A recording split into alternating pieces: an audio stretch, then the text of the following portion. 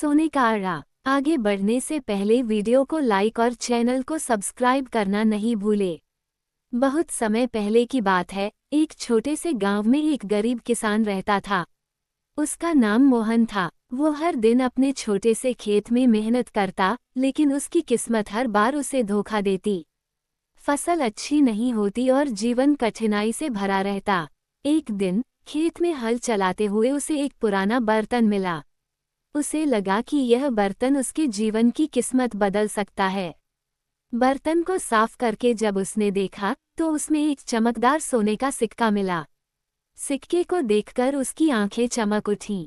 मोहन ने सोचा कि इस सिक्के को बेचकर वह अपने कर्ज चुका सकता है और एक अच्छा जीवन जी सकता है।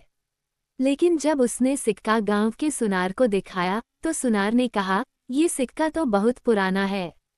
इसका मूल्य तो अनमोल है। इसे कहीं और ले जाओ। मोहन के मन में एक ख्याल आया। वह सोचने लगा कि यह सिक्का उसके पास कैसे आया और इससे कुछ और हासिल करने की कोशिश करनी चाहिए। उसने फैसला किया कि वह सिक्के को न केवल बेचेगा, बल्कि इसका रहस्य भी जानने की कोशिश करेगा। वह सिक्के को लेकर एक ज्ञानी बाबा के पास गया। बाबा ने सिक्का देखकर कहा, ये सिक्का सामान्य नहीं है।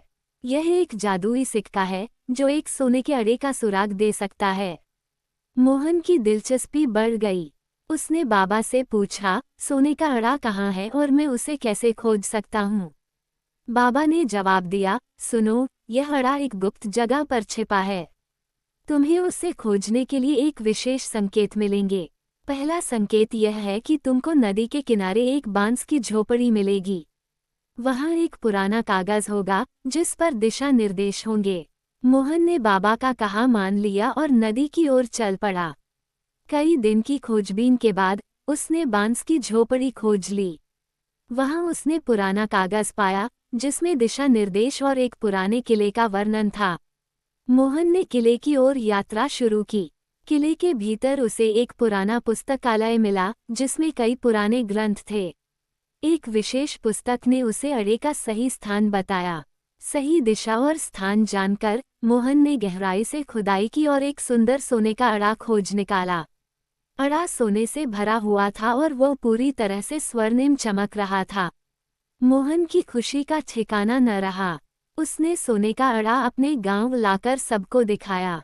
अब उसके पास धन था और उसने अपनी मेहनत से धन्य जीवन बिताया। उसकी किस्मत बदल गई थी और गांव में उसकी कहानी एक प्रेरणा बन गई।